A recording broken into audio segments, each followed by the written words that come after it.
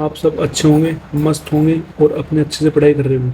तो आज मैं आपको बीएसएसबी का मॉक नंबर 49 और लेबोरेटरी अटेंडेंट का 6 अगस्त का फर्स्ट शिफ्ट का जो अगले 20 क्वेश्चन है वो करवा रहा हूँ। पहले 20 क्वेश्चन मैं करवा चुका हूँ, नेक्स्ट क्वेश्चन करवाऊंगा। उससे पहले मैं आपको थोड़ा सा कैलकुलेशन का टॉपिक्स बता दूं। जैसे अब मैं आपको थोड़ा क्यूब रूट के बारे में बता देता हूँ। क्यूब रूट कैसे निकालते हैं, जैसे बहुत बड़ी वैल्यू आ गई क्यूब रूट निकालने के लिए, तो उसको हम निकालेंगे कैसे, उसको सीखने से पहले आपको थोड़ा उसके बारे में पता होना चाहिए, 1 से लेकर 10 तक के क्यूब के बारे में।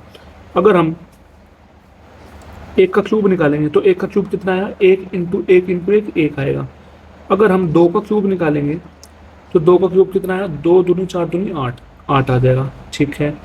3 का क्यूब निकालेंगे कितना आएगा, 3 3 9 3 27, 27 आ गया। लास्ट में कितना आ रहा है, 7।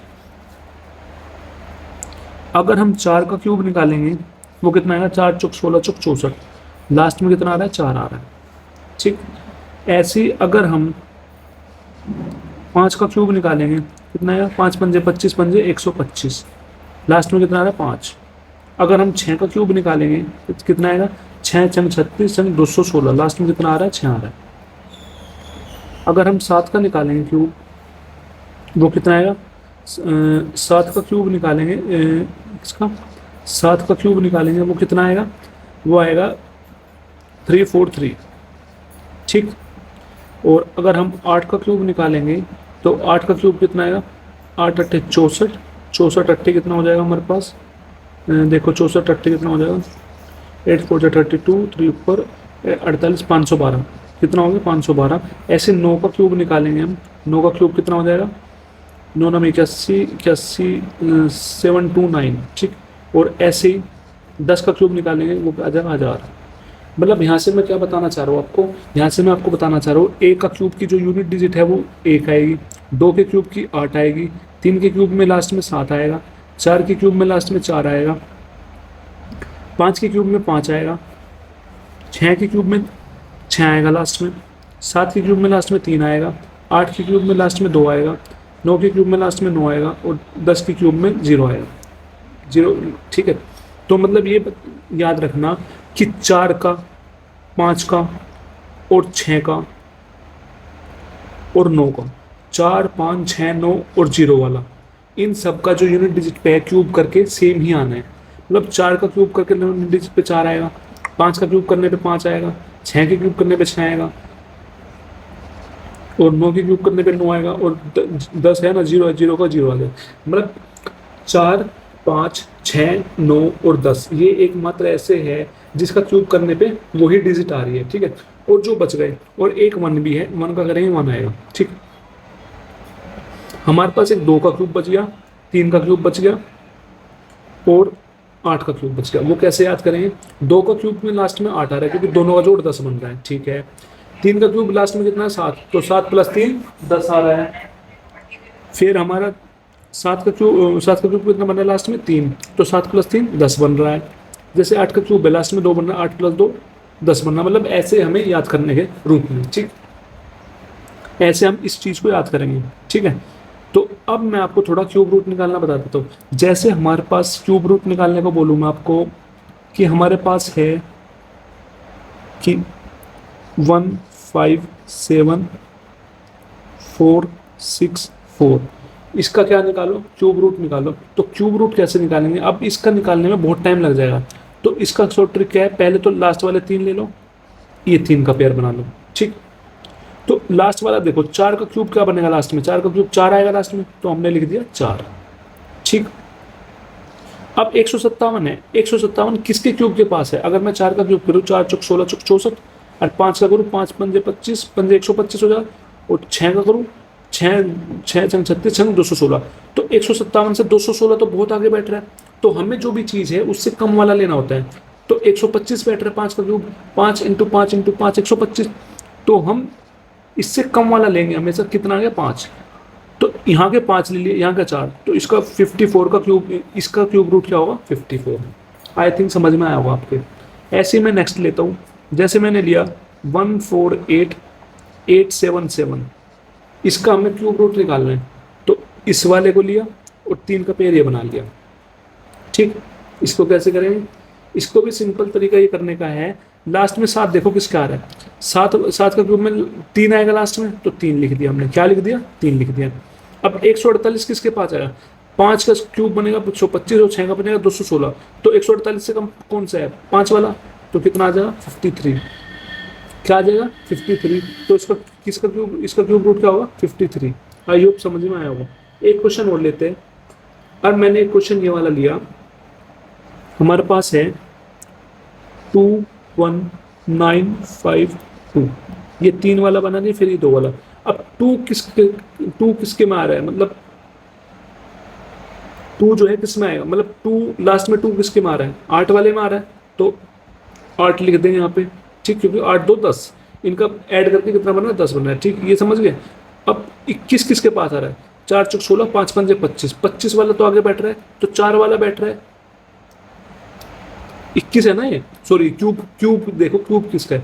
2 दूनी 4 दूनी 8, 3 3 9 3 27, तो 3 का क्यूब जो है ऊपर बैठ रहा है, तो हम लेंगे 2 का क्यूब, तो ये आ जाएगा 28। तो ये क्यूब रूट इसका क्या होगा? 28। आई होप आपको ये चीज समझ में आई होगी। ठीक, तो इतना अगर आपके समझ में आ गया, तो अब हम नेक्स्ट क्वेश्चन करते हैं। अब क्वेश्चन पे आ जाते हैं, जिससे आप उस क्वेश्चन को आसानी से कर सकोगे। तो चलिए क्वेश्चन करते हैं अब हम। फर्स्ट क्वेश्चन पढ़ो। फर्स्ट क्वेश्चन क्या बोल रहा है कि यदि एक घन का आयतन 103823 मीटर क्यूब है, तो घन का कुल पृष्ठीय क्षेत्रफल ज्ञात कीजिए। हमसे पूछा घन का क्या निकालना है? कुल पृष्ठीय क्षेत्रफल। तो आपको पता है कुल पृष्ठीय क्षेत्रफल का फॉर्मूला क्या होता है? कुल पृष्ठीय क्षेत्रफल, इसका फॉर्मूला क्या होता है? क्षेत्रफल, इसका फॉर्मूला क्या होता है? 6a²। क्या होता है? 6a²। ठीक, तो a क्या है हमारी? a हमारी है साइड।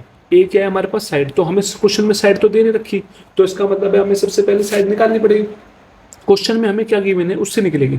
तो क्वेश्चन में जो गिवन है, घन का आयतन बता रखा है, वो है 103823। तो घन के आयतन का फॉर्मूला क्या होता है? घन के आयतन का फॉर्मूला होता है निकालने का साइड का क्यूब, मतलब a का क्यूब। क्या होता है? a का क्यूब। तो a के क्यूब की वैल्यू क्या दे रखी है हमें? 103823। तो इसका क्यूब रूट निकालना है, तो यहाँ से a की वैल्यू निकालनी है। तो a की वैल्यू हम कैसे निकालेंगे? 3 3 का पेयर बनाना है, ये 3 का पेयर बना लिया, ये 3 का पेयर बना लिया। तो 3 किसके पास आएगा? 3 किसके, मतलब जो 3 है किसका क्यूब रूट बनेगा? 3 बनेगा 7 का। किसका बनेगा? 7 का। तो यहाँ पे लिख लिया हमने 7। ठीक है, यहाँ पे हमने क्या लिख लिया? यहाँ पे लिख लिया 7। अब 103 किसके पास आएगा? अगर मैं 4 का क्यूब करूँ, 4 चौक 16 चौक 64, 5 का करूँ 5 पंजे 25 25, तो ये ऊपर बैठ रहा है। ये कहाँ बैठ रहा है? ये ऊपर बैठ रहा है। तो इससे कम वाला कौन सा है? 64 वाला, मतलब 4 वाला। तो इसकी जगह क्या लिख दूंगा? 4। तो हमारे पास जो a की वैल्यू कितनी आ गई? वो a की वैल्यू आ गई 47। ठीक, मतलब साइड आ गई 47, और हमें निकालना क्या है? कुल पृष्ठीय क्षेत्रफल। कुल पृष्ठीय क्षेत्रफल का फॉर्मूला होता है 6a²। मतलब 6a² के फॉर्मूला में लिख दो 6 × 47 × 47। ठीक, अब कैसे करेंगे? अब कुछ नहीं, अब इसकी मल्टीप्लाई ज़्यादा ना करके हम लास्ट वाला करके देख लेंगे। 7 की मल्टीप्लाई 7 में करेंगे, कितना बन जाएगा? 49। 49 बन गया, इंटू में कर देंगे 6। तो 9 की मल्टीप्लाई 6 में कर दो 54। लास्ट में जिसके 4 है वो आंसर है। लास्ट में 2 के 4 है, देखो लास्ट में कितने के 4 है? लास्ट में 2 के 4 है, ऐसे नहीं हो सकता। तो अब मैं इसको भी आसान तरीका बताता हूँ। तो जैसे 47 लिखा हमने, a का स्क्वायर है, मतलब 47 का स्क्वायर है। तो इसको भी आप मल्टीप्लाई करने की जगह मैं इसका भी आसान तरीका बता देता हूँ। इसका स्क्वायर कैसे निकालेंगे हम? इसका स्क्वायर निकालेंगे, अब ये जो है, जो मैं चीज़ बता रहा हूँ वो 50 के बेस पे बता रहा हूँ। 50 से 20 का मतलब ये 30 तक फॉलो करेगा और 70 तक फॉलो करेगा। जो मैं बता रहा हूँ 30 से लेकर 70 के बीच में ये स्क्वायर फॉलो करेगा, मतलब 30 से 70 का निकाल सकते हैं। अब 47 का स्क्वायर निकालना है, ये 50 से कितना कम है? 3। तो 3 कम है, तो 3 का स्क्वायर क्या बन जाएगा? 9। तो 0 9 लिख दिया हमने। ठीक है, अब 50 से कितना कम है? 3। तो 25 में 3 कम कर देंगे। 25 में कितना कम कर देंगे? 25 में हम 3 कम कर देंगे तो कितना आ गया 22। तो हमारे पास क्या बन गया इसका, इसका हमारे पास बन गया है क्या 2209 इंटू मल्टीप्लाई करेंगे किसकी 6 की, ठीक, इंटू मल्टीप्लाई करेंगे 6 की। अब लास्ट में देखो 9 6 54, 54 दो वाले में, फर्स्ट वाले में भी 4 वाले में, तो इसकी मल्टीप्लाई करनी पड़ेगी। मल्टीप्लाई कैसे करेंगे 22209 की 6 में कर दो, 6 9 54, 5 लग गया। अब देखो 54 आ गया लास्ट में, फोर्थ ऑप्शन में 54 है, हमें ज़्यादा करने की जरूरत नहीं, सीधा ऑप्शन लगा देंगे ये वाला। तो आगे भी करके दिखा देता हूँ मैं। 6 2 12 हासिल लगाए, 6 2 12 13, कितना बन गया देखो लास्ट वाला ही आ गया। आई होप समझ में आया होगा। अब करते हैं हम नेक्स्ट क्वेश्चन। नेक्स्ट क्वेश्चन क्या बोल रहा है, नेक्स्ट क्वेश्चन हमको बोल रहा है, नेक्स्ट क्वेश्चन क्या बोल रहा है, नेक्स्ट क्वेश्चन देखते हैं अब हम। एक मिनट, नेक्स्ट क्वेश्चन क्या बोल रहा है, नेक्स्ट क्वेश्चन हमको बोल रहा है कि 7497 को ए बी और सी के बीच बांटा जाना है। मतलब 7947 को ए बी सी में बांटा जाना है। किस में बांटा जाना है, ए बी सी में बांटा जाना है। तो हमने ए बी सी लिख दिया, 3 लिख दिया, इन तीनों में बांटा जाना है, ठीक है। तो फिर इसने बोला है सच इस प्रकार ए को बी का हिस्से का 2/7 भाग मिला। मतलब ए को जो है बी का कितना हिस्सा मिला, बी का 2/7 भाग मिला। कितना हिस्सा मिला 2/7 भाग मिला। तो इसका मतलब है इस चीज को हम कैसे लिख सकते हैं, इस चीज को मैं लिख सकता हूं, मतलब जो ए को है बी का 2/7 हिस्सा मिला, तो 2/7 ऑफ बी निकाल दिया। यहाँ से ए बी मल्टीप्लाई में नीचे आ जाएगा डिवाइड में, तो ए बाई बी की वैल्यू कितना है 2/7। मतलब ए की वैल्यू आ गई 2, बी की वैल्यू आ गई 7। तो ए की जगह हमने रख दिया 2, बी की जगह रख दिया 7, ठीक। फिर इसने बोला आगे सी को ए के हिस्से का 3/4 भाग मिला। सी को ए के हिस्से का कितना भाग मिला 3/4। तो सी का जो है 3/4 भाग ऑफ किसका, ए का, ठीक। तो ए मल्टीप्लाई में इधर आ जाएगा डिवाइड में, तो सी बाय ए, तो सी की वैल्यू 3 होगी, ए की वैल्यू 4 होगी। तो सी की वैल्यू कितनी होगी, सी की वैल्यू 3 होगी और ए की वैल्यू होगी 4, ठीक। अब हम क्या करेंगे, अब हम इसका रेशियो निकाल लेंगे। तो रेशियो कैसे निकालोगे, रेशियो निकालेंगे जैसे ए का दे रखा है तो ए को सेम बना लो। सेम कैसे बनेगा, 2 से मल्टीप्लाई करके, 2 से मल्टीप्लाई करके, ठीक। तो क्या बन जाएगा 2 दूनी 4, ये 4 बन गया, 7 दूनी 14, ये 14 बन गया और ये 3 बन गया, ठीक। ये कितना बन गया 3 बन गया, ठीक है, क्योंकि 4 बनाना था 4 बन गया। अब 4 14 और 3 ये बन गया। अब इस क्वेश्चन में देखो क्या दे रखा है, क्वेश्चन में दे रखा है 7947 जो है 7947 को ए बी सी में बांटा गया था। ए बी सी में किसे बांटा गया, तीनों को मिलकर। तो ये कितने टोटल कितने हैं, 4 + 14 18 + 3 21। तो 21 यूनिट की वैल्यू कितनी दे रखी है हमें 7497। तो यहाँ से 1 यूनिट की वैल्यू क्या आ जाएगी, वो आ जाएगी 7497/21, ठीक, अपॉन 21, ठीक है। इसके बाद क्या करेंगे, इसको काट देंगे हम। कैसे काटेंगे, 21 की टेबल में देखो 21 3 कितना बैठ जाएगा 63 बैठ गया, बच गया कितना 7 4 11 11 बच 119। तो 119 कितने पे कटेगा, 119 कटेगा अगर मैं 21 को लगभग 119 पे जाना ना, 21 की मल्टीप्लाई 6 में करोगे तो वो 120 से ऊपर बैठेगा। तो इसलिए मल्टीप्लाई किससे करनी पड़ेगी हमें, इसकी मल्टीप्लाई करनी पड़ेगी 5 से। तो 5 कम 5 5 दूनी 10, 105 बैठ गया, 21 पंजे 105, तो कितना बच गया 14, 147 रह गया। अब 147 किस पे कटेगा 21 का, तो 21 की मल्टीप्लाई क्योंकि 140 तक आना है 20 मतलब 7 की मल्टीप्लाई करते हैं 140 की लाइन में आ जाएगा। अगर 21 सत्ते कर दिया हमने 7 कम 7 7 दूनी 14, 147 कट गया पूरा, तो कितना आ गया 357। 1 यूनिट की वैल्यू होगी 357। हमसे क्वेश्चन में पूछा गया है, हमसे क्वेश्चन में पूछा है कि उनके अपने हिस्सों उनके अपने हिस्से कितने होंगे, मतलब सबके हिस्से पूछ रहा है वो, किसके सबके हिस्से पूछ रहा है क्या क्या हिस्से होंगे। तो 1 यूनिट की वैल्यू होगी 357। तो फिर हमें एक एक के हिस्से निकालने हैं। तो ए का हिस्सा कितना 4, तो 4 यूनिट की वैल्यू निकाल दो ए के लिए। ए के लिए क्या निकाल दो 4 × 357। अब 7 चौक 28, लास्ट में कितना आ रहा है 8। तो 8 कौन से ऑप्शन में, लास्ट के 2 ऑप्शन में, पहले 2 तो कट गए। अब इसकी मल्टीप्लाई टोटल कर लो 357 की 4 से। तो अगर हमने 357 की 4 से मल्टीप्लाई करी, 357 4 से मल्टीप्लाई, 7 चौक 28 हाथ से लगे 2, 5 चौक 20, 2 22 हाथ से लगे 2, 4 3 12, तो 14, कितना बन गया 1428। 1428। ठीक, ऐसे हम बी का निकालेंगे। एक यूनिट की वैल्यू कितनी है 357 और बी कितना है 14 यूनिट। तो 14 यूनिट की वैल्यू हमें निकालनी है, तो क्या करेंगे हम 357 इंटू 14। अब जैसे ही हमने 357 की मल्टीप्लाई 14 में की, क्या बनेगा देखो जरा, 357 इंटू 14 करेंगे क्या बनेगा, 7 चौक 28, हाथ से लगे 2, 5 चौक 20, 22, हाथ से लगे 2, 4 3 12, तो 14। ठीक, 753 क्या बन गया, 8 7 2 9, 5 4 9, 3 1 4, क्या बन गया 4998। कौन से ऑप्शन में 4998, इसमें है नहीं, तो सीधा ये लगा दो, आंसर हमारा ये सही हो जाएगा। ठीक है, अब कौन सा रह गया लास्ट वाला, 3 यूनिट की।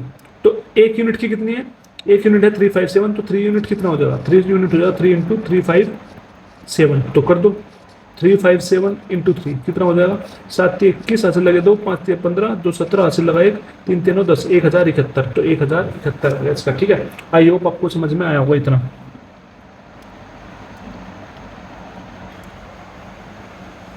नेक्स्ट क्वेश्चन देखते हैं। देखो नेक्स्ट क्वेश्चन क्या बोल रहा है, नेक्स्ट क्वेश्चन बोल रहा है कि एक यात्रा का 1/3 भाग 9 किलोमीटर प्रति घंटे की गति से तय किया जाता है। मतलब एक यात्रा है जिसमें 1/3 भाग 19 किलोमीटर प्रति घंटे की गति से तय किया जाता है। यात्रा का अगला 1/3 भाग 8 किलोमीटर प्रति घंटे की स्पीड से किया जाता है। अगला भाग कितनी स्पीड से किया जाता है, 8 किलोमीटर प्रति घंटे की स्पीड से किया जाता है।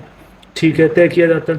और शेष यात्रा 97 किलोमीटर प्रति घंटे की तय से किया जाता है। ठीक है, मतलब पहला 1/3 भाग किया जाता है 19 किलोमीटर में, अगला 1/3 भाग किया जाता है 8 किलोमीटर प्रति घंटे की स्पीड से, और बचा हुआ 1/3 भाग 97 किलोमीटर प्रति घंटे की स्पीड से किया जाता है। तो पूरी यात्रा का औसत गति बताना है, तो हमें पूरी यात्रा का औसत गति बताना है, और जो हमारा गति आएगी उसको हमें पूर्णांक के रूप में बनाना है, मतलब पॉइंट में है, उस पॉइंट को हटा लेना है। ठीक, तो कैसे करेंगे देखो, आपको पता है हमें डिस्टेंस नहीं दे रखी, हमें दूरी नहीं दे रखी है, तो दूरी मतलब लगभग समान है, दूरी सबकी समान है। तो जो हमें स्पीड दे रखी है, जो गति दे रखी है, इसका एलसीएम ले लेंगे, तो एलसीएम लेके हमें पता चल जाएगा उसकी गति, उसकी डिस्टेंस कितनी हो जाएगी, उसकी दूरी कितनी हो जाएगी।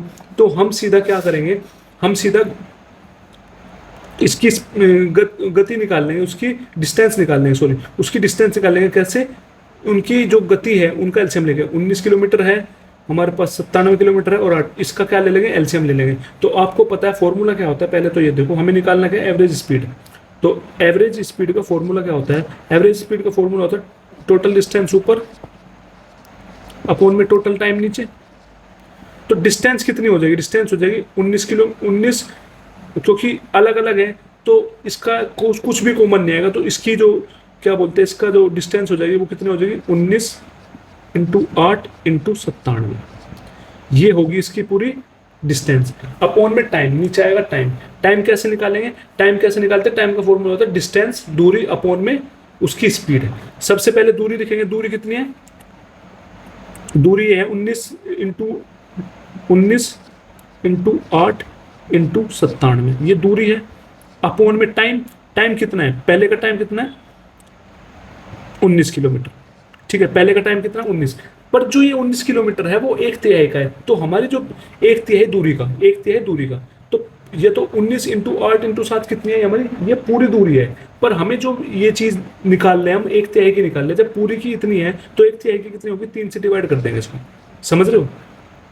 प्लस फिर अगले के टाइम निकालो, अगले के कितना टाइम लगा, अगले की पूरी डिस्टेंस कितनी है 19 इंटू 8 इंटू 97 अपॉन पूरे की डिस्टेंस है, तो 1/3 की बतानी है, तो 3 से डिवाइड कर देंगे, इंटू में इस वाले की कितनी गति दे रखी है 8, क्योंकि टाइम निकालना है, टाइम का फॉर्मूला गति अपॉन स्पीड होता है, दूरी होता है, तो दूरी कितनी है इसमें, दूरी है इसकी 8। ठीक, प्लस इसके नीचे ये दूरी कितनी है टोटल 19 इंटू 8 इंटू 97 अपॉन पूरी की डिस्टेंस हमें निकालनी 1/3 आएगी, क्योंकि तो 3 से डिवाइड, इंटू में इसकी गति कितनी दे रखी है 97। ठीक, अब इसको सोल्व करते हैं, तो इसको एज इट इज लिख देंगे यहाँ पे 19 इंटू 8 इंटू 97। ठीक, अपॉन, तो इस 19 से ये 19 कट गया। ठीक, अब क्या करेंगे, अब ये नहीं कटेगा, तो हम एक सिंपल तरीका अपनाएंगे, इस 8 को हम 9 बना लेंगे, इस 8 को क्या बना लेंगे, 9 बना लेंगे, जिससे हम आसानी से सोल्व कर सके, पॉइंट में आंसर ना आए। तो 3 से कट गया, 3 3 9, कितना बच गया हमारे पास, 3 इंटू 97, ठीक, प्लस अब इस 8 से 8 कट गया, ठीक, इस 8 से 8 कट गया तो 19 है, 3 नहीं कटेगा, तो हम क्या करेंगे, इस 19 को हमने 18 बना लिया, तो 3 6 18 कट गया, तो यहाँ पे क्या बचा, 6 इंटू 97 प्लस, अब 97 से 97 कट गया, अब 3 है, 3 को हम क्या करेंगे, ये नहीं कट सकता, तो इसलिए 3 8 को हमने 9 बना लिया, तो कट जाएगा 3 तिया, तो यहाँ पे क्या बन गया 19 इंटू 3, ठीक। तो ये हमने इसलिए किया क्योंकि पूरा कट जाए, पॉइंट में आंसर ना है, अगर हम पॉइंट में आंसर लाएंगे तो हमारे लिए बहुत दुविधा हो जाएगी सोल्व करना, ठीक।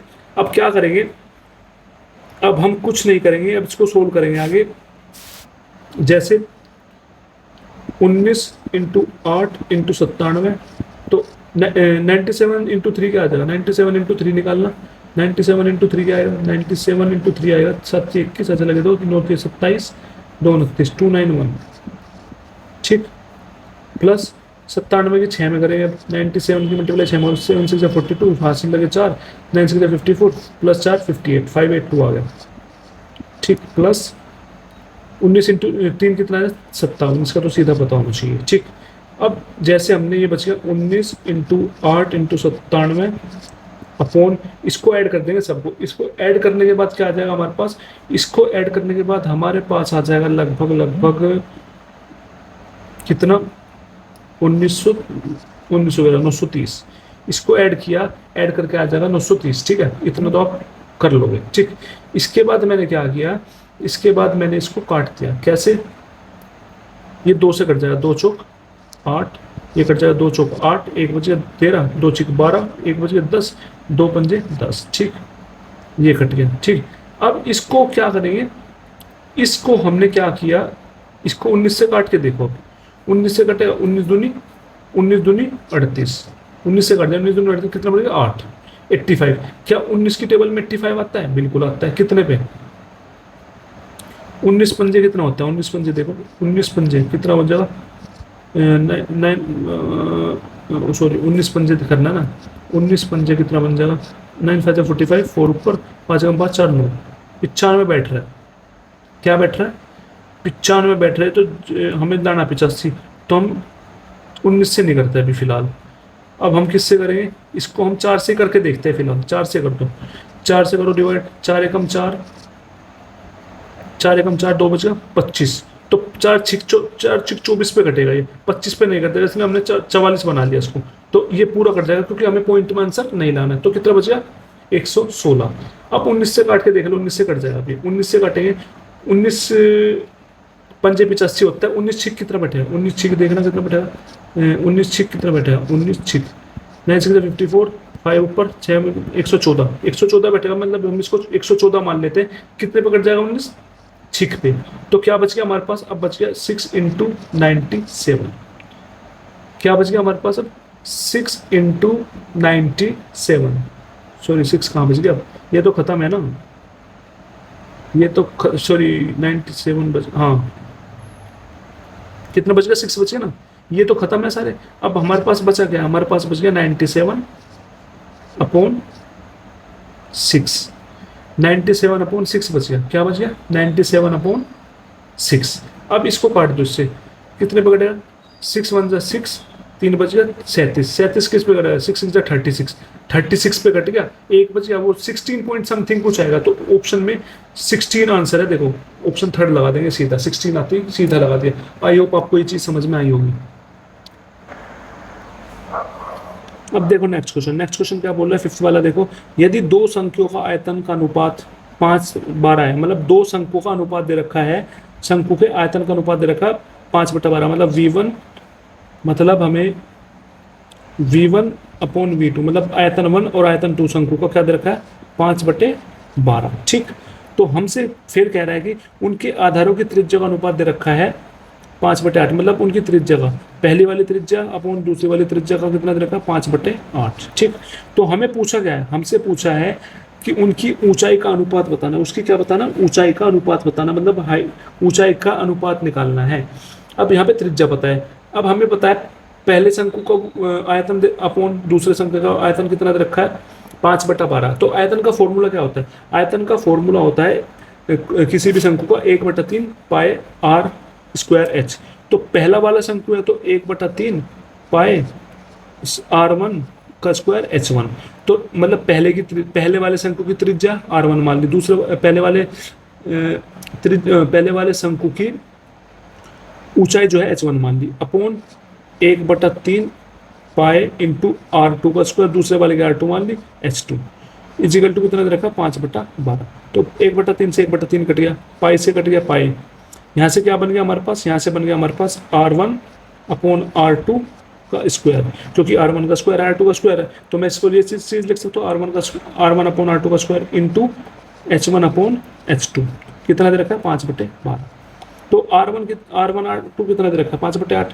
तो मैं ये लिख सकता हूँ 5/8 का square into H1 upon H2 is equal to 5/12। ठीक, तो 5 का स्क्वायर का बन जाएगा 25, 8 का स्क्वायर कितना बन जाएगा 64। ठीक, 8 का स्क्वायर का बन जाएगा 64 into H1 upon H2 is equal to 5/12। अब H1 H2 निकालना है, ये डिवाइड में उधर जाके मल्टीप्लाई में चले मतलब 5 के साथ, मतलब यहाँ से H1 H2 की वैल्यू हमें निकालनी है, तो ये 64 जो है ये इधर जाके 5 के साथ चला जाएगा, डिवाइड में उधर जाके मल्टीप्लाई में चले जाएगा, इसके 5 इंटू क्या हो जाएगा 64 अपॉन 12 है। अब ये 25 मल्टीप्लाई में उधर जाके डिवाइड में हो जाएगा, किससे ज़्यादा आ जाएगा 12 के साथ, 12 इंटू 25। अब कट जाएगा 5 से, 5 पंजे 25। ठीक है, 5 पंजे 25। अब क्या करेंगे, अब इसको काट लो 64 को, 2 से कट जाएगा 2 6 12, 2 32 जा। ठीक, फिर 2 से काट दो 2 तिया 2 16 जा। ठीक, तो कितना बच गया, इधर बच गया हमारा 16 और नीचे बचे 5 तिया 15, 16/15। तो H1 अपॉन H2 की जो रेशियो आ गया 16:15 आ गया। तो कौन सा ऑप्शन है, सेकंड ऑप्शन इज करेक्ट। ठीक है, आई होप चीज आपको समझ में आई होगी। अब छठा क्वेश्चन देखें, छठा क्वेश्चन क्या बोल रहा है, छठा क्वेश्चन बोलता है कि एक दुकानदार एक वस्तु के अंकित मूल्य पर 20% की छूट देता है। मतलब एक दुकानदार है जो अपनी अंकित मूल्य पर 20% की छूट देता है, फिर भी 20% का लाभ कमाता है, वो फिर भी 20% का लाभ कमा लेता है।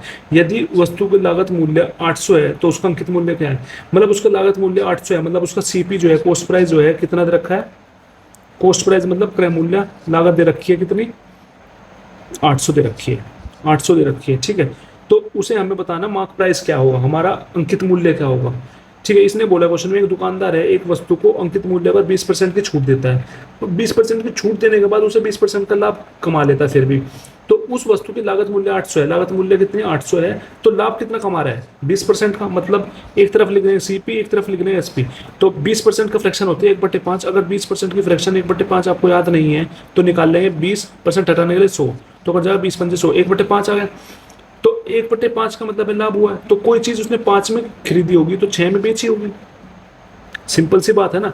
और सीपी की वैल्यू हमने निकाली 5 और क्वेश्चन में रखी 800, तो मतलब 6 यूनिट की वैल्यू कितनी होगी, 6 यूनिट की वैल्यू होगी, सॉरी 6 यूनिट की कह रहा हूँ, 6 यूनिट की नहीं 5 यूनिट की, किसकी, यहाँ से 5 यूनिट की वैल्यू कितनी होगी 800, तो यहाँ से 1 यूनिट की वैल्यू कितनी आ गई, 1 यूनिट की वैल्यू आ गई 800 अपॉन 5, तो 5 से काट देगा 5 एकम 5, 3 बच गया 5 36 160, 1 यूनिट की वैल्यू 160। तो यहाँ से हमने 6 यूनिट की वैल्यू निकाल देंगे, तो 6 यूनिट कितना बन जाएगा, 6 यूनिट बन जाएगा हमारे पास 160, 160 इंटू 6 कितना बन जाएगा 16 6 96, तो 960। तो उसने वो चीज़ कितने में बेची होगी 960 में बेची होगी, समझ रहा, कोई चीज़ 960 में उसने बेची होगी। ठीक, अब फिर 960 में बेची होगी तो सेलिंग प्राइस हो गया हमारा 960। ठीक, तो इसने क्वेश्चन में क्या बोला है, इसने क्वेश्चन में बोला है तो उसे 20% की छूट, 20% की छूट भी देता है। 20% का फ्रैक्शन आपको पता है 1/5, तो एक तरफ लिख दिया हमने अंकित मूल्य, एक तरफ लिख दिया बेची हुई चीज, तो 1/5 है, मतलब उसे कितने की छूट मिली 20% की, 20% का फ्रैक्शन होता है 1/5, मतलब कोई चीज उसने उस पर 5 अंकित मूल्य होगा तो 1 की छूट मिलेगी, बेची कितनी होगी 4 में बेची होगी। तो हमें पूछ रहा है 5 यूनिट की वैल्यू बताना है, अंकित मूल्य बताना है, तो जो हमने कितने में बेची 4 यूनिट में, और क्वेश्चन में हमने कितने निकाले 960 में, तो 4 यूनिट की वैल्यू कितनी निकाल दी हमने, 4 यूनिट की वैल्यू होती है 960, यहाँ से 1 यूनिट की वैल्यू कितनी आ जाएगी 960 अपॉन 4, काट दो 4 दूनी 8, 1 बच गया 4 चौक 16 0, तो 1 यूनिट की वैल्यू कितनी आ गई 240। तो हमसे 5 यूनिट की पूछ रहा है, तो 5 यूनिट की कितना आ जाएगा, 240 इंटू 5। तो अब देख लो, 0 से 0, 5 चौक 20, हाथ से लगे 2, 5 दूनी 10, 11 12, कितना आ गया 1200। Option 4 is correct answer. ठीक है, अब देखो नेक्स्ट क्वेश्चन। नेक्स्ट क्वेश्चन क्या बोल रहा है, नेक्स्ट क्वेश्चन हमको बोल रहा है कि एक वस्तु का अंकित मूल्य, क्या बोल रहा है क्वेश्चन में, क्वेश्चन में हमको बोल रहा है कि एक वस्तु का अंकित मूल्य 980 है, एक वस्तु का अंकित मूल्य दे दें 980, और दुकानदार इस पर 12.5% की छूट देता है। कितने परसेंट की छूट देता है, 12.5% की। तो वस्तु का विक्रय मूल्य बताना है, मतलब उसका सेलिंग प्राइस बताना है कि कितने की उसने बेची होगी। अब सबसे पहले 12.5% है, उसकी फ्रैक्शन निकालो।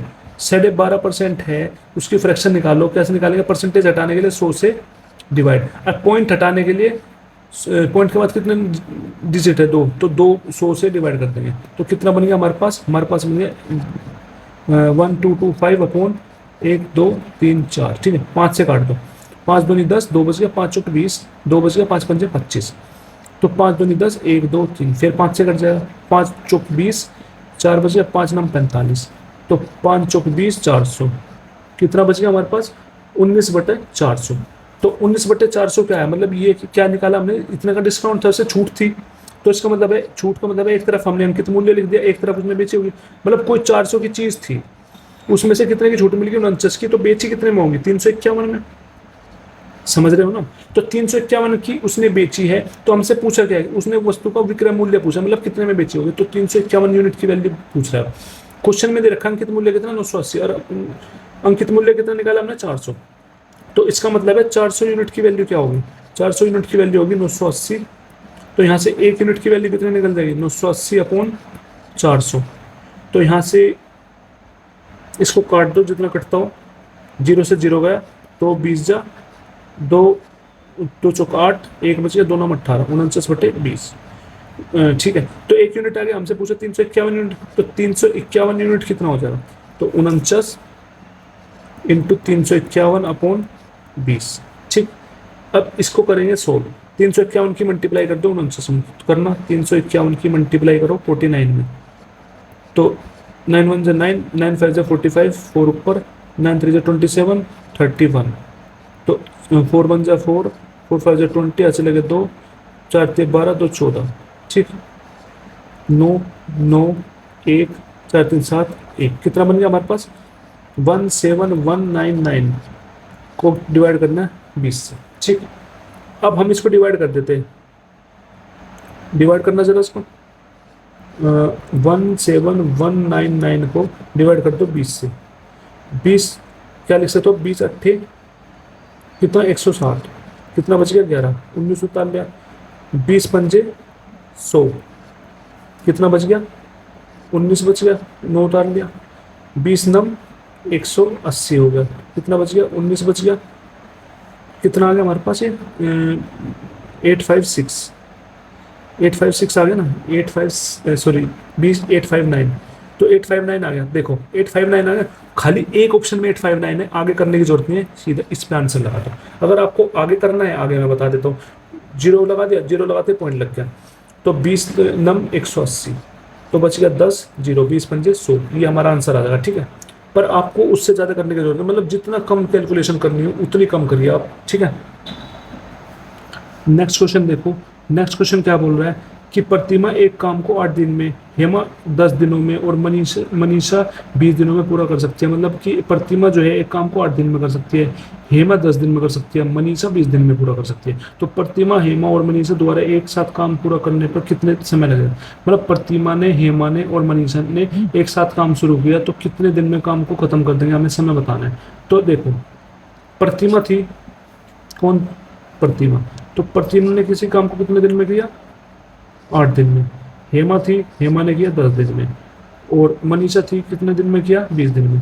तो अगर हम तीनों का एलसीएम ले ले, एलसीएम लेने के बाद हमें पता चल जाएगा टोटल काम कितना है। इनका एलसीएम आ जाएगा 40, इनका एलसीएम कितना आ जाएगा 40, तो हमारा ये टोटल वर्क हो गया। ठीक, ये क्या हो गया, टोटल वर्क हो गया। अगर इस टोटल वर्क को हम टोटल टाइम में से डिवाइड कर देंगे, तो हमें पता चल जाएगा इसने एक दिन में कितना काम किया, तो 40 डिवाइडेड बाय 8 तो 5 आ गया। प्रतिमा ने एक दिन में कितना काम किया, 5 यूनिट काम किया। 40 डिवाइडेड बाय 10 कितना आ गया, 4। हेमा ने एक दिन में कितना काम किया, 4 यूनिट काम किया। 40 डिवाइडेड बाय 20 कितना आ गया, 2। तो मनीषा ने एक दिन में कितना काम किया, 2 यूनिट काम किया। तो फिर इसने बोला है कि तीनों ने मिलकर कितने समय में काम खत्म करते हैं। तो जब भी हमसे टाइम पूछे, टोटल वर्क ऊपर, अपोन में एक दिन का काम इनका नीचे, टोटल वर्क कितना है 40, अपोन में एक दिन का काम तीनों का नीचे, तो 5 + 4 + 9, 9 + 2 11। तो 40 बट्टे क्या आ गया, 11। कितना आ गया, 40 बट्टे 11। अब फ्रैक्शन में दे रखा है तो इसको डिवाइड कर लो। तो 40 को 11 11 3 33, कितना बन गया, 7। तो 3 रिमाइंडर को यहाँ पे लिख देंगे, अपॉन इसको नीचे 3 सही 7/11। कौन से ऑप्शन में, फर्स्ट ऑप्शन में, option first is correct answer. ठीक, आई होप समझ में आया होगा। नेक्स्ट क्वेश्चन देखो, नेक्स्ट क्वेश्चन क्या बोल रहा है कि एक वर्गाकार खेत का क्षेत्रफल 276 है। मतलब एक वर्गाकार है, वर्गाकार खेत है जिसका क्षेत्रफल दे रखा है 276। तो इसका परिमाप याद कीजिए। किसी भी वर्गाकार का जो परिमाप है वो होता है 4 × A, 4 × A होता है। तो हमें A होती है हमारी साइड, तो हमें साइड पता नहीं, पहले साइड निकालनी पड़ेगी। तो वो जो क्वेश्चन में दे रखा है उसके थ्रू निकलेगी। तो हमें क्वेश्चन में क्या दे रखा है, एक वर्गाकार खेत का क्षेत्रफल है कितना, 276। तो किसी भी वर्गाकार का क्षेत्रफल का फॉर्मूला क्या होता है, साइड इंटू साइड, मतलब साइड का स्क्वायर इजिकल टू 276। यहाँ से हमें साइड की वैल्यू निकालनी है, मतलब ए की वैल्यू निकालनी है। साइड मतलब ये ए है, तो ए का स्क्वायर इतना है, तो ए की वैल्यू क्या आ जाएगी, इसका स्क्वायर रूट निकालना पड़ेगा। तो स्क्वायर रूट निकालना कैसे बताया था, 276 का फैक्टर निकाल लो। तो क्या आ जाएगा, 2 × 1 2, 2 × 6, 2 × 8 16। तो 2 से करें 2 × 12, 1 बज गया, 2 × 9 18। तो ये किससे कट जाएगा, 3 से। 3 दूनी 6, 3 3 9। अब ये कटेगा 23 से। तो अब स्क्वायर रूट में क्या करते हैं, फैक्टर बना लेते हैं। तो 2 2 का पेयर बना लेते हैं। तो खाली एकमात्र 2 का पेयर ये बनेगा, तो 2 ये आ गया, इनका पेयर नहीं बनेगा। तो 23 इंटू कितना बन गया, 69। तो अंडर रूट के अंदर इसे 69 लिख देंगे। तो ये आ गया हमारी साइड। हमें निकालना क्या, पैरामीटर, हमें निकालना परिमाप। तो इस फॉर्मूला को 4A में, तो 4 × A कितना है, 2√59। तो 4 दूनी 8, कितना बन गया, 8√59। कौन से ऑप्शन में, फर्स्ट ऑप्शन में, ऑप्शन 1 इज करेक्ट आंसर। ठीक है।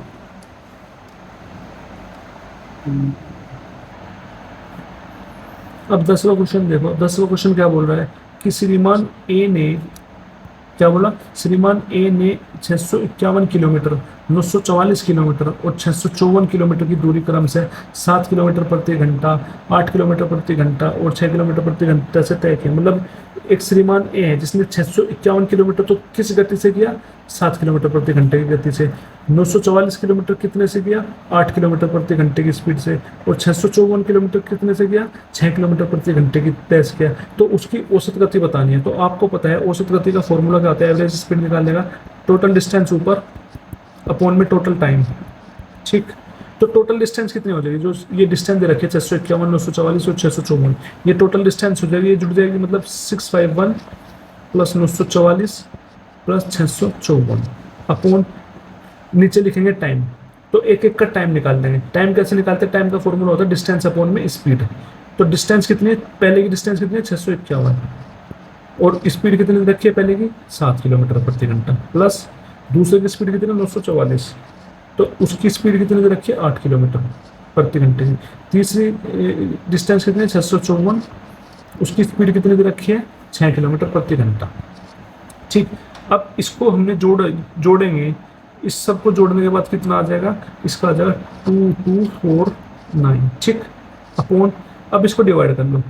डिवाइड करेंगे कैसे, 7 से कितने में, 7 9 जा 63, 2 बचे 21, 7 21, कितना बन गया 93, प्लस अब 944 को काटो 8 से, 8 एकम 8, 1 बचे 14, 8 एकम 8, 6 बचे 64, 8 8 64, कितना बन गया 118, प्लस अब 6 को काटो, 6 एकम 6, ये 0 लग गया, तो 6 9 14, कितना बन गया 109। तो 2249 अपॉन, इसको ऐड करेंगे, इसको ऐड करने के बाद आ जाएगा 320। ठीक, इसको ऐड करने के बाद क्या आ जाएगा 320। अब इसको डिवाइड करो सीधा, क्योंकि ये ओड में है, ये इवन में तो हो नहीं सकता, तो उसको सीधा डिवाइड करो। तो 2249 320। तो अब ऐसे क्या मल्टीप्लाई करें, इसके पास आ जाए, क्योंकि अगर मैं इसको 300 मान के चलूँ, 300 की मल्टीप्लाई 7 में करेंगे तो 2100 कुछ बनेगा, ये भी कुछ ज़्यादा है, तो 2100 से कुछ ज़्यादा है, तो 7 से करके देख लो। ऐसे करते हैं हम। 320 है, 7 से मल्टीप्लाई करो, 7 दूनी 14, 80 लगा, 7 21 22, 2244 आ गया। तो 7 से कर दिया सीधा, 2244 आ गया। तो कितना बचेगा 9। तो 7 जो ये वाला आता है पहले आता है, फिर रिमाइंडर आता है 9/320। ये आंसर है। कौन से ऑप्शन में, ये देख लो, 7 सही, 9/9/320 कौन से ऑप्शन में, थर्ड ऑप्शन में। Option third is correct answer. ठीक। 11वां क्वेश्चन देखो। 11वां बोल रहा है विपरीत दिशाओं में चल रही दो ट्रेन एक प्लेटफॉर्म पर खड़े एक व्यक्ति को क्रम से 24 सेकंड और 22 सेकंड में पार करती है। मतलब विपरीत दिशा में चल रही ट्रेन है, तो एक व्यक्ति को, दोनों विपरीत दिशा में चल रही है, एक ट्रेन 24 सेकंड में पार करती है, दूसरी ट्रेन 22 सेकंड में पार करती है, और वे एक दूसरे को 23 सेकंड में पार करते हैं। मतलब 3 टाइम दे रखा है, ये पहली ट्रेन का टाइम, ये दूसरी ट्रेन का टाइम, फिर ये दोनों ट्रेन का टाइम। तो हमें उसकी गति बतानी है।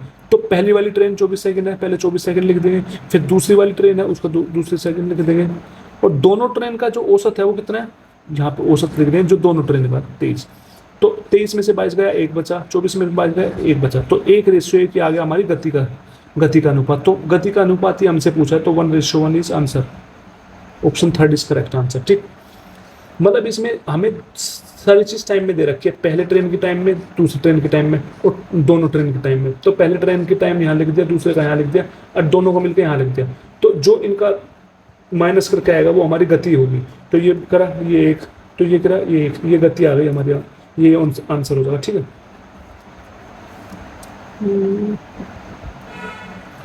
12th क्वेश्चन देखते हैं। 12th क्वेश्चन क्या बोल रहा है। 12th क्वेश्चन बोल रहा है पाइप पी एक टंकी को 12 घंटे में भर सकता है, पाइप क्यू इसी टंकी को 15 घंटे में भर सकता है। मतलब पाइप पी है उस टंकी को 12 घंटे में भर सकता है, और पाइप क्यू जो है उस टंकी को 15 घंटे में भर सकता है। तो दोनों पाइप को एक साथ खोला जाता है, तो दोनों पाइप को एक साथ खोल दिया, लेकिन 4 घंटे बाद पाइप पी को बंद कर दिया।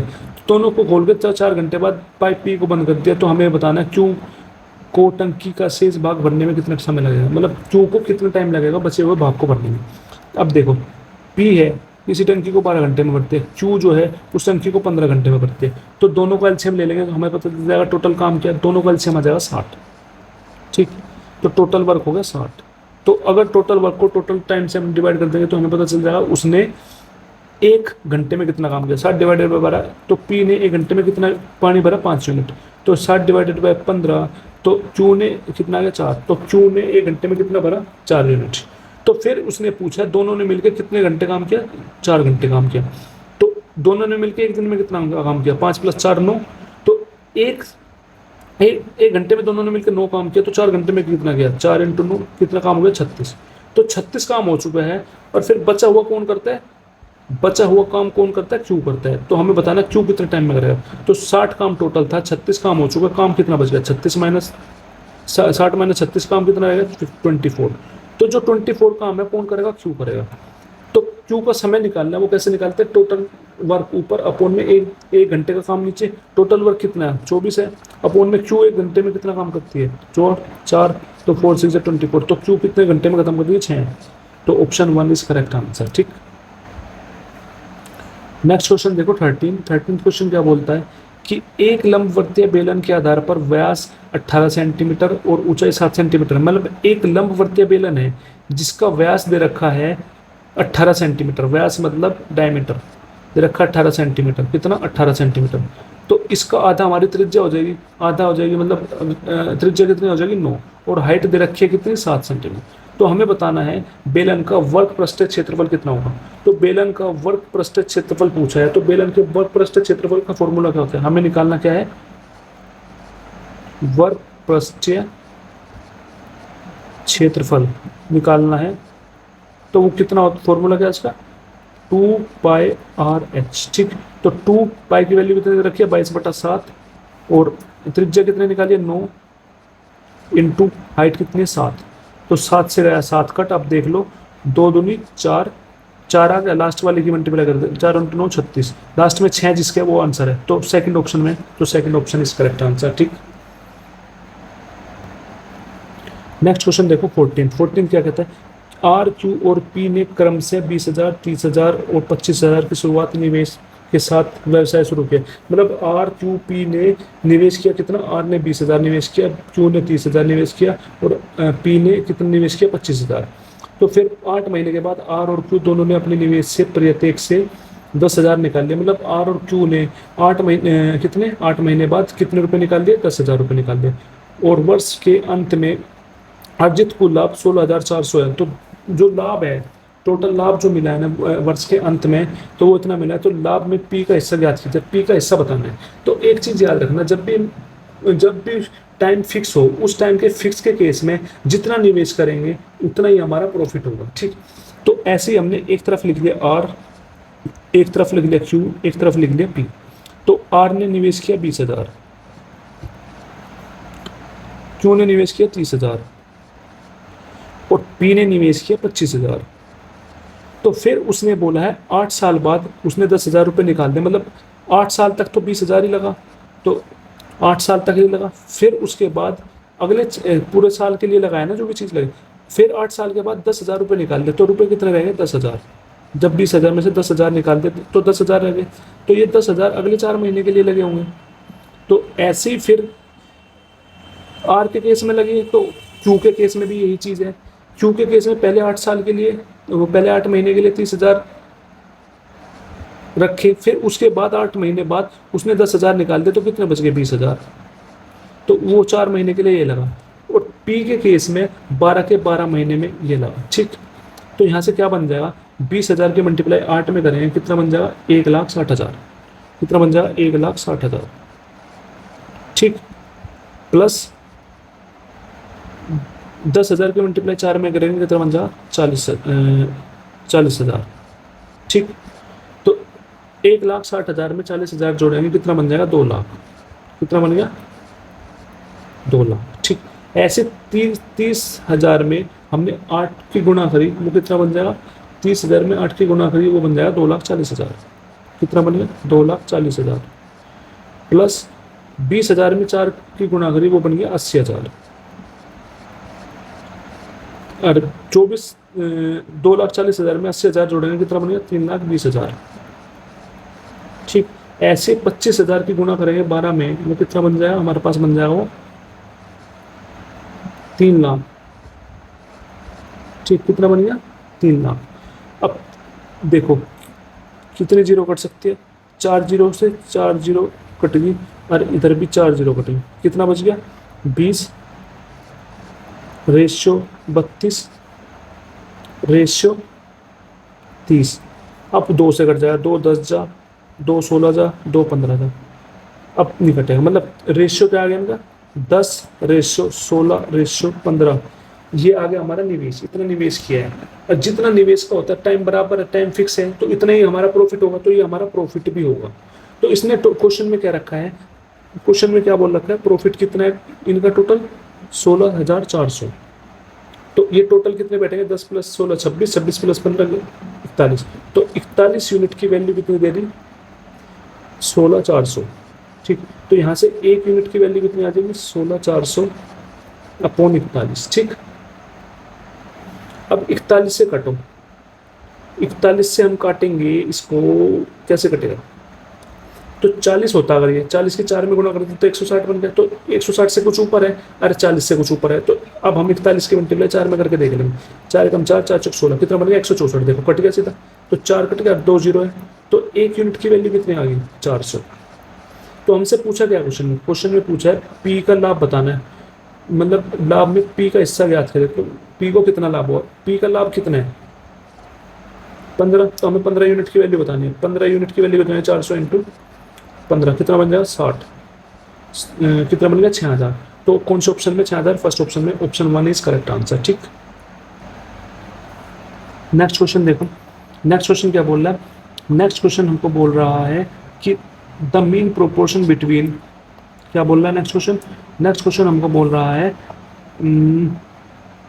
रुको एक मिनट, नेक्स्ट क्वेश्चन क्या बोल रहा है, नेक्स्ट क्वेश्चन बोल रहा है द मीन प्रोपोर्शनल बिटवीन 8 + 9√2 और 16 - 9√2 इज, मतलब हमें मध्य समानुपाती बताना है। तो इसका जो ये चीज़ दे रखी है, इसका मध्य समानुपाती क्या होता है, तो आपको सीधा याद होना चाहिए, मध्य समानुपाती का फॉर्मूला होता है √a × b, √a × b, a ये हमारे पास b है, तो रूट निकाल देंगे इसका 18 + 9√2 इंटू कर दें 16 - 9√2, तो सबसे पहले 18 की मल्टीप्लाई 16 में करेंगे, अंडर रूट 18 की मल्टीप्लाई 16 में करेंगे, प्लस सॉरी माइनस का है, माइनस 18 की मल्टीप्लाई 9 रूट 2 में करेंगे, 18 की मल्टीप्लाई 8 रूट 2 है, सॉरी 8 रूट 2 क्या है, 8 रूट 2।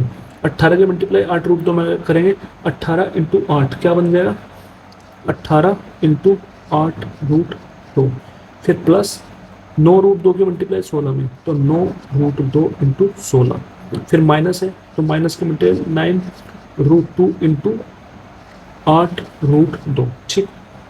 तो 18 की मल्टीप्लाई 16 में करेंगे क्या आएगा, तो 18 की मल्टीप्लाई करना 16 में, 8 6 48, अच्छा लगे 4 6 कम 4 4 10, तो एक है तो 8 आ गया, एक आ गया, तो कितना बन गया 188। तो 188 माइनस का 18 इंटू 8 क्या बनेगा, तो 18 इंटू 8 8 8 64, अच्छा लगे 6 8 कम 8 और 14 144 रूट 2, प्लस का ये कितना है 9 रूट 2 इंटू 16, तो 16 की मल्टीप्लाई 9 में करो, 9 6 54, 5 ऊपर 9 144, तो यहाँ पे बन गया 144 रूट 2, माइनस का 9 8 72 इंटू 2 रूट 2 इंटू 2 रूट 2 का बन गया 2 बन गया, ठीक है। 144 रूट 2 माइनस का है, ये 144 रूट 2 प्लस का है, ये कट गया, यहाँ से क्या बच गया 188 माइनस 72 इंटू 2 क्या बन जाएगा, ये बन जाएगा 144, तो 188 में से 144 गया, कितना बच गया, सॉरी 188 नहीं है, 18 की मल्टीप्लाई इसमें करेंगे 2 है ये, 288 सॉरी 288 है ये, तो 288 में से 144 गया, क्या बच गया 144 का रूट, तो 144 है, तो आपको सीधा याद होना चाहिए 144 का जो स्क्वायर रूट है वो कितना होता है 12। अगर 144 का रूट आपको याद नहीं है तो सीधा क्या करेंगे फैक्टर कर लो 144 का, कैसे 2 से, 2 सत्ते 14, 2 दूनी 4, 2 3 6, 1 बच गया 2 6 12, फिर 2 एकम 2 2 8 16, 2 9 18, 3 3 9 और 3 एकम 3। अब इसके जब स्क्वायर रूट कह रहा है तो 2 के पेयर बनाने, एक 2 का पेयर ये, एक 2 का पेयर, एक 3 का पेयर, मतलब 2 इंटू 2 इंटू 3, 2 दूनी 4 3 12, तो आ गया ना 12, तो कौन सा ऑप्शन सही है 12, 12 means second option is correct, ठीक। आई होप समझ में आया होगा था। देखो 16 क्वेश्चन देखो, 16 क्वेश्चन क्या बोल रहा है, 16 क्वेश्चन बोलता है कि जब एक मोबाइल फोन का विक्रय मूल्य 19,000 है, मतलब जो मोबाइल फोन का विक्रय मूल्य 19,000 है, मतलब एसपी जो है 19,000 दे रखा है, ठीक है। फिर तो दुकानदार को 5% की हानि होती है, तो दुकानदार को 5% की हानि होती है, तो उस मोबाइल फोन का विक्रय मूल्य क्या होना चाहिए ताकि 122% का लाभ, मतलब अगर उसका विक्रय मूल्य कितना होना चाहिए, अगर उसको 22% का लाभ हो, तो अगर 22% का लाभ हो तो उसका विक्रय मूल्य क्या होगा। तो पहले क्वेश्चन में बोला जब एक मोबाइल फोन का विक्रय मूल्य 19,000 है तो उसको दुकानदार को 5% की हानि होती है, मतलब एक तरफ लिख लिया सीपी एक तरफ लिख लिया एसपी, तो 5% की हानि मतलब कोई चीज़ 100 में खरीदी होगी, 5% का हानि होगी तो 95 में बेची होगी, तो 95 में बेची और क्वेश्चन में क्या रखा 19,000 में बेची, तो 95 यूनिट की वैल्यू कितनी होगी 19,000, तो यहाँ से एक यूनिट की वैल्यू कितनी आ गई 19,000 अपॉन 95, ठीक 19,000 अपॉन 95। अब इसको काट लो, जिससे कटता हो किससे 5 से काट लो, 5 एकम 5 4 बचे 5 9 45, तो काट दो 5 3 15 4 बचे 5 8 40 5 5 8 40 2, तो 19 से सीधा कट जाएगा 19 दूनी 38 200 आ गया, तो एक यूनिट की वैल्यू कितनी आ गई 200। फिर इसने कहा है कि उस मोबाइल का विक्रय मूल्य क्या होना चाहिए 22% का लाभ हो, 22% का मतलब है कोई सीपी है एक एसपी है, तो 100 अगर 100 में खरीदी होगी तो 22% का लाभ मतलब कितने में बेचे हुए 122, तो हमें 122 यूनिट की वैल्यू बतानी है, तो एक यूनिट की वैल्यू 200, तो 122 यूनिट की वैल्यू कितनी हो जाएगी 122 इंटू 200, कितना बन गया 24400। कौन सा ऑप्शन कौन सा करेक्ट है इसमें, इसमें करेक्ट है third, option third is correct, ठीक।